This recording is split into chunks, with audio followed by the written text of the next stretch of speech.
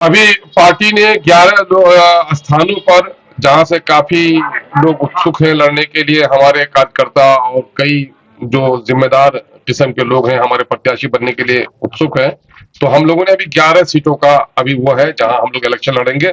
वो सीटें हैं तो अररिया, पूर्णिया, कटिहार, किशनगंज, ये चारों जगह सीमांचल के हैं। यहाँ चारों जगह पर हम लोग अपना कैंडिडेट उतार रहे हैं। दरभंगा में उतार रहे हैं और मुजफ्फरपुर में, उजियारपुर में, काराकट में, बक्सर में, गया में और भागलपुर में। एक बड़ा आरोप हम लोग को रहता था कि भाई सब हम लोग कांग्रेस के खिलाफ लड़ते हैं।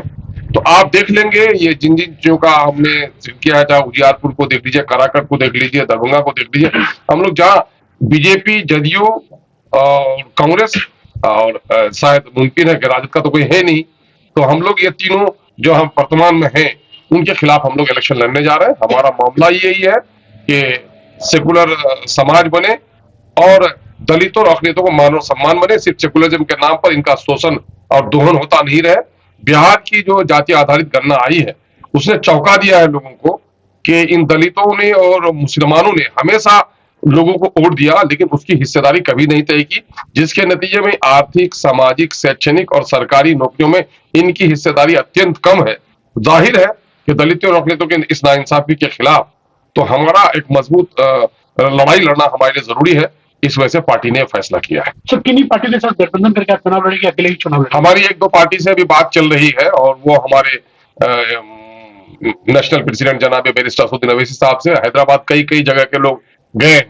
हम लोगों ने कहा कि जो कुछ भी हमारी पॉलिसी बनेगी, लेकिन हमारा मामला चूंकि वहां से तय होता है, तो अभी कई जगह के जो प्रत्याशी लोग हैं वो लोग हैदराबाद गए हुए हैं और एलायंस के सिलसिले में बात वहां चल रही है। सर, 11 सीटों पर प्रत्याशी भी चयन हो गया कि सिर्फ नहीं, प्रत्याशी का मामला अभी अंडर कंसिडरेशन है और लेकिन ये है कि सीटों के बारे में हम लोगों ने प्रस्ताव दिया है। सर, आप प्रदेश अध्यक्ष आप किशनगंज की लोकसभा सीट पर चुनाव लड़ेंगे? जी, मेरा तो ऐलान भी कर दिया है पार्टी के नेशनल प्रेसिडेंट जनाब बैरिस्टर असदुद्दीन किशनगंज के अलावा और भी प्रत्याशी की घोषणा हुई?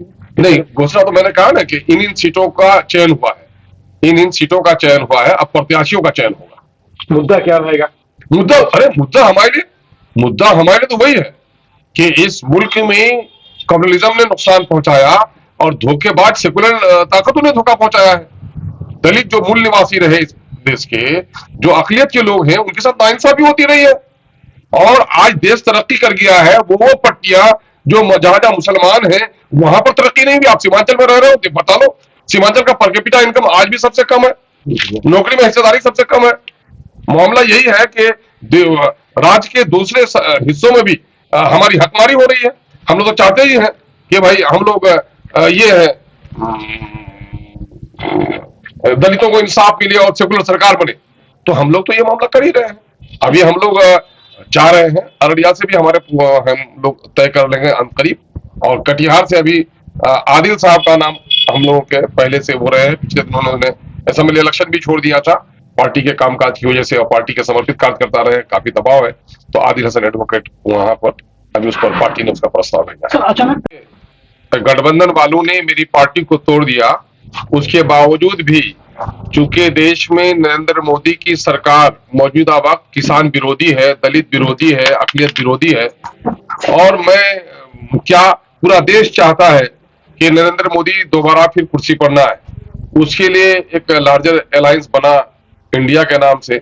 हम लोगों ने बड़ा प्रयास किया कि सेकुलर वोटों को, दलित वोटों को, माइनॉरिटी के वोटों को हम लोग बटने नहीं देना चाहते हैं। हम लोगों ने बड़ी कोशिश की कि इस गठबंधन का हम लोग को भी हिस्सा बना लिया जाए, लेकिन न जाने क्यों है कि मुस्लिम और दलित विरोधी एक क्या विचारधारा है लोगों की कि दलितों का वोट प्यारा है, अकलियत का वोट प्यारा है, लेकिन राजनीतिक हिस्सेदारी देने के लिए कोई तैयार नहीं है। यही वजह है, हम पर तो दबाव है कि कम से कम 20-22 सीटों पर इलेक्शन लड़ें, लेकिन पार्टी ने बातें मजबूरी की, क्योंकि काफी दबाव था अपने वर्कर्स का हर जगह से। तो अभी चंद सीटों पर हम लोगों ने 11 सीटों पर लड़ने का पार्टी ने अभी इश्तियाक भाई सेकुलर वोटों का बिखराव नहीं हो, हम लोगों ने इंडिया गठबंधन के तहत शामिल होने का इरादा किया।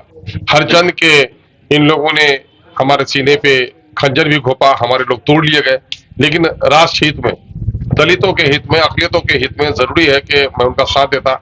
हम लोगों ने बड़ी कोशिश की, लेकिन अब भी ढाक के 3 पात हैं। ये सारी पार्टियां ये चाहती हैं कि दलितों और अकलियतों का वोट लें, लेकिन इनको कहीं भी प्रतिनिधित्व में हिस्सेदारी न दें, तो ये बड़ी दुख की बात है। नतीजा ये हो रहा है कि हम लोग का दबाव है पार्टी के तमाम तर कारकुनों का, हमारे जो वर्कर्स हैं उनका, कि साहब हम लोग इतना प्रयास करते हैं, अगर हम लोग इस तरह से विफल हो जाएं तो कैसे क्या होगा।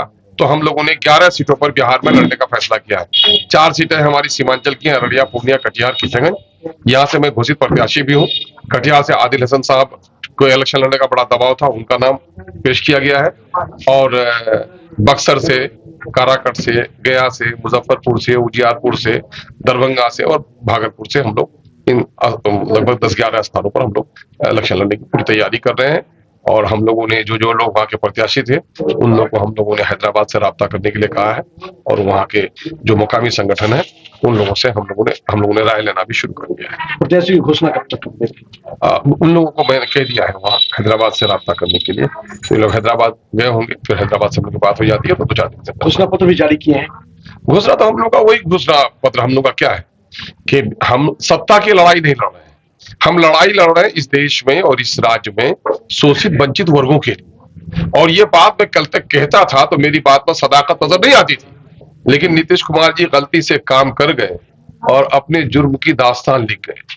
बिहार में जाति आधारित जो गणना आया है उसने खोल खोल कर बता दिया है कि अगली पंक्ति के लोगों को 2-2, 3-3, 4-4 गुना मुलाजिमत मिली है, और दलितों और अकलियतों को उसके वाजिब हिस्सा से वंचित कर दिया गया है।